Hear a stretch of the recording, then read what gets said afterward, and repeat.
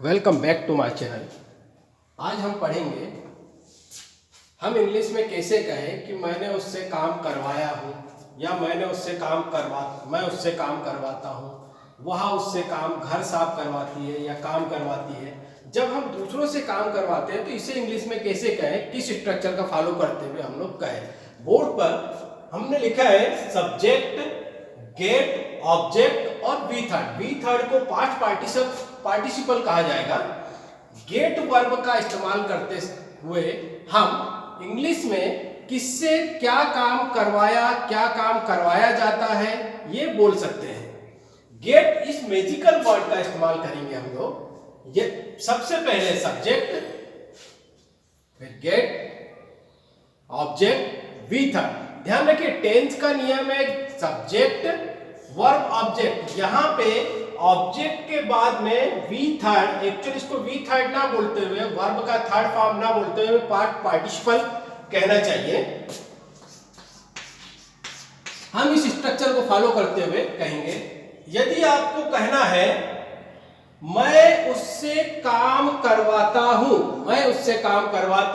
आई get him work, third form, work का third form, I get him work, मैं उससे काम करवाता हूं।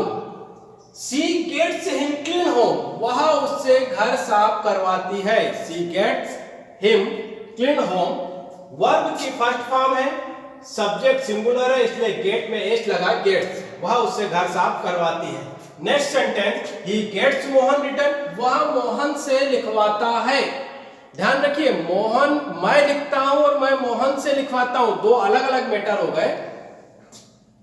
He gets मोहन रिटर्न, वह मोहन से लिखवाता है। वे उससे खाना पकवाते हैं या बनवाते हैं, वे उससे खाना बनवाते हैं। They get her cook food, they get her cook food। बनवाते हैं अगर अंत में आ जाए, करवाते हैं, बनवाते हैं, तो स्ट्रक्चर का फॉलो करेंगे subject, get, object, V third. बनवाया, करवाया, ध्यान रखिए आखिरी में ना तो है ना गागेगी, पास्ट टेंस है ये। सब्जेक्ट गॉड, गेट का सेकंड फॉर्म गॉड या हेड, गॉड और हेड एक दूसरे को रिप्लेस कर सकते हैं। हम या तो गॉड का यूज करेंगे या हेड का यूज करेंगे। देन ऑब्जेक्ट, वी थर्ड और पास्ट पार्टिसिपल। अगर हमको कहना है मैंने उसे बुलवाया, आई गॉट हिम कॉल्ड, मैंने उसे बुलवाया, आई गॉट हिम कॉल्ड, या आई हैड हिम कॉल्ड, मैंने उसे बुलवाया। He got his hair cut, उसने अपने बाल कटवाए या उसने अपने बाल कटवाया। He got his hair cut या he had his hair cut.